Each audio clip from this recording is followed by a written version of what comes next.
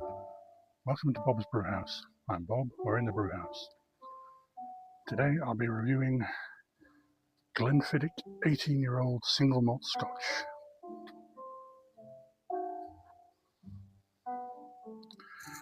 I paid £97 for this. I think it's the same price on Amazon now. I'll put a link in the description below.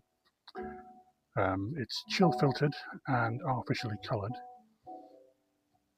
40% ABV.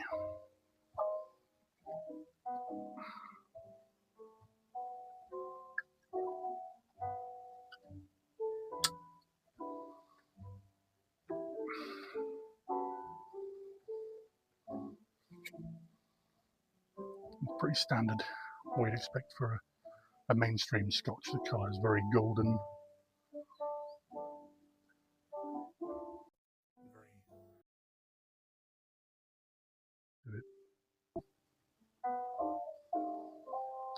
It's pretty much true of all of Glenfiddich's range. They are, I think they're considered one of the better ones worldwide, really. They're the largest single malt distillery in Scotland, and the only Highland distillery that distills, matures and bottles everything on site. Obviously they tend to appeal to the masses, the very mainstream. That's not to say they're bad, it's just what most people would regard as a stereotypical Scotch if they weren't necessarily a seasoned Scotch drinker.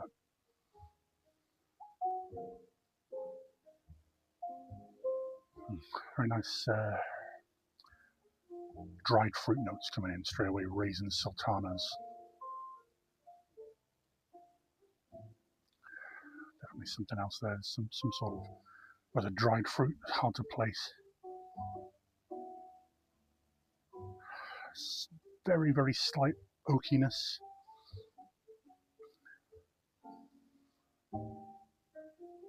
Matured in bourbon and Oloroso sherry barrels, casks, for 18 years, this particular one. They make them in fairly small batches, the 18-year-old. Only 150 casks per expression, as far as I know. That works out to something like 30 to 33,000 bottles at a time. It sounds like a lot, but when it's a massive distillery that's distributed worldwide, that's a very small batch, really.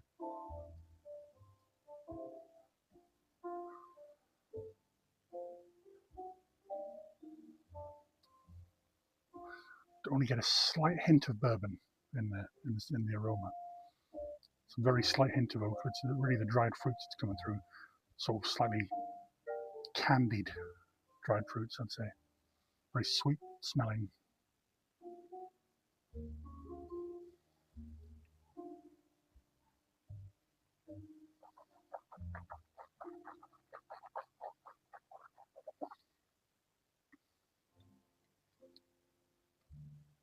Very nice, smooth start on the palate. Quite oaky, quite spicy straight away. Very smooth. Hardly any burn in that at all. You wouldn't think you were drinking a spirit.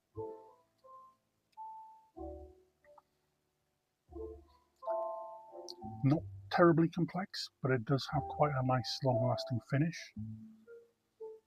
The Oloroso sherry comes through quite a bit in there. Very smooth, very rich flavour to it.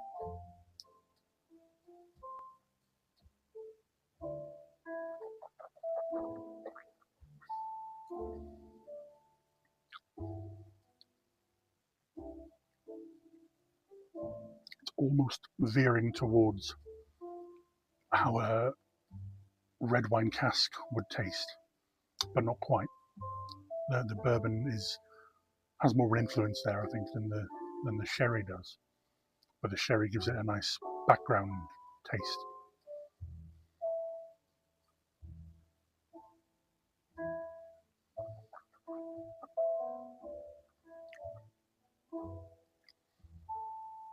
Very, very smooth. Probably a bit too easy to drink, this one.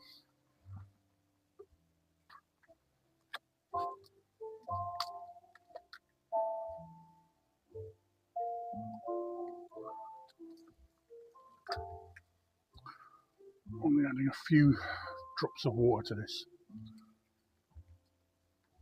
It does tend to be quite drowned out and eclipsed. If you overwater it, it will dilute it a little bit too much, and all you're left with is a ethanol burn rather than any of the rich flavours to it.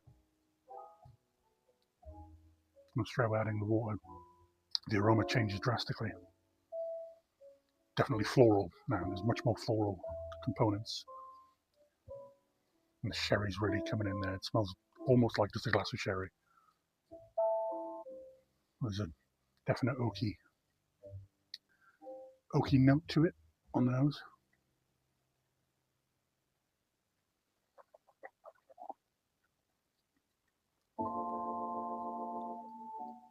The water softens it out if that was even possible. It was already very smooth. And the water makes it much softer, much more delicate on the palate. The sherry seems to come through more in the taste as well as the aroma, which is quite strange.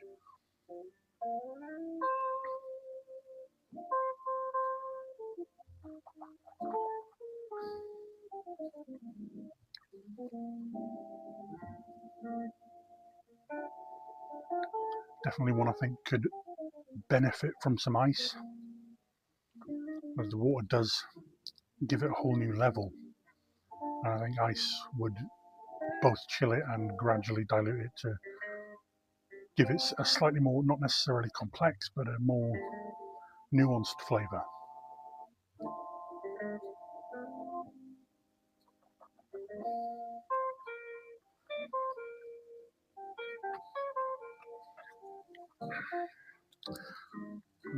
Quite impressed with that one, so I'm going to give that a solid 8 out of 10.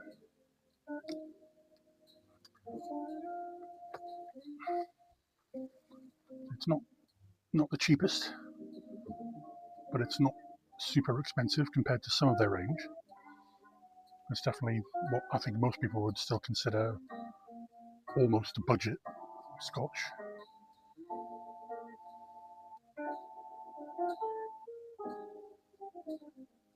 Definitely worth every penny. It's really good. It could do with a little more complexity, but then if you buy Glenfiddich, like I said, it is aimed at the masses. So it's, again, that's not a criticism. That's not to say it's bad in any way. It's just that it's modelled for what most people expect from a Scotch if they're not necessarily a big Scotch drinker. So there's nothing weird there. There's no strange flavours. There's no uniqueness in the sense that some people might find it off-putting.